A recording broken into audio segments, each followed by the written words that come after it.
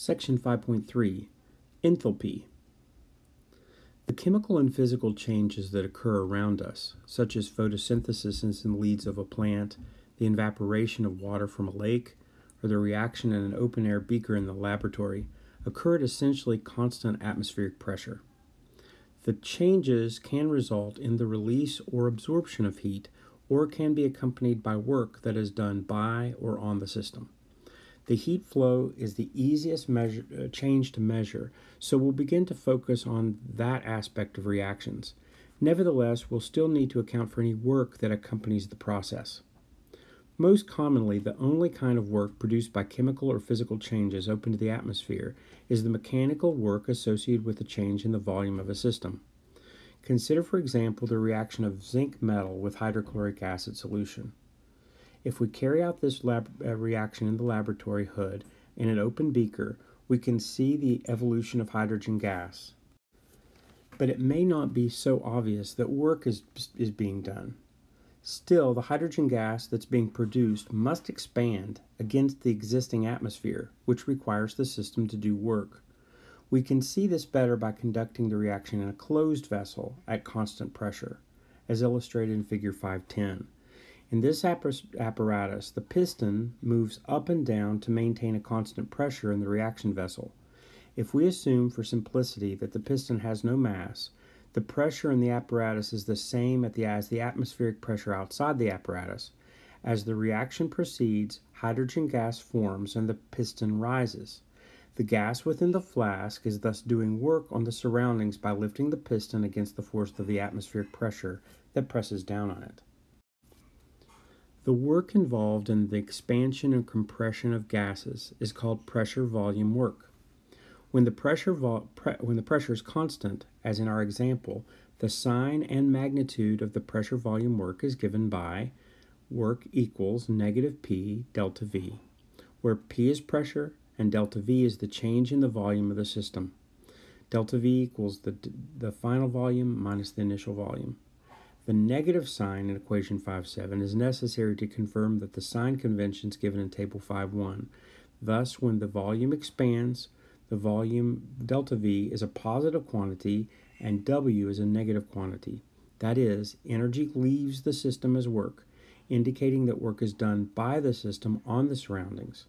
On the other hand, when a gas is compressed, delta V is a negative quantity. The volume decreases, which makes W a positive quantity. That is, energy enters the system as work, indicating that work is done on the system by surroundings.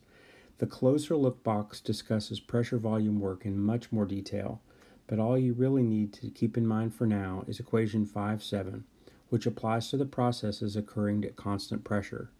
We'll take up the properties of gases in more detail in Chapter 10. A thermodynamic function called enthalpy, from the Greek word enthalpein, meaning to warm, accounts for heat flow in processes occurring at constant pressure when no forms of work are performed other than pressure-volume work.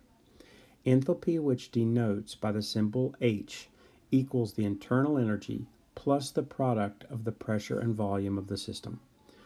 H, or enthalpy, equals energy plus pressure volume. Enthalpy is a state function because internal energy, pressure, and volume are all state functions. When a change occurs at constant pressure, the change in enthalpy, delta H, is given by the following relationship. Delta H equals delta E plus PV. Delta E equals P, change in V. That is, the change in enthalpy equals the change in internal energy plus the product of the constant pressure times the change in volume.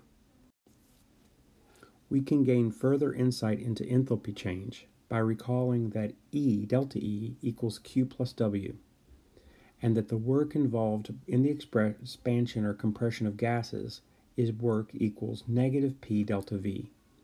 If we substitute negative W for P delta V and Q plus W for delta E in equation 5.9, we have delta H, or the change in enthalpy, equals heat, Q, at a constant pressure. Where the subscript P is on heat, Q emphasizes changes at constant pressure, thus the change in enthalpy equals the heat gained or lost at a constant pressure.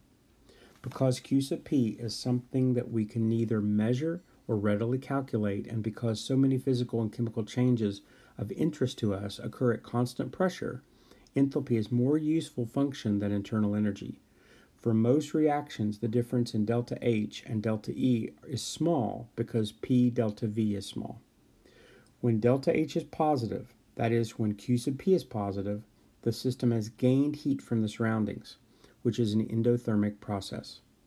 When delta H is negative, the system has released heat to the surroundings, which is an exothermic process. These cases are diagrammed in figure 511.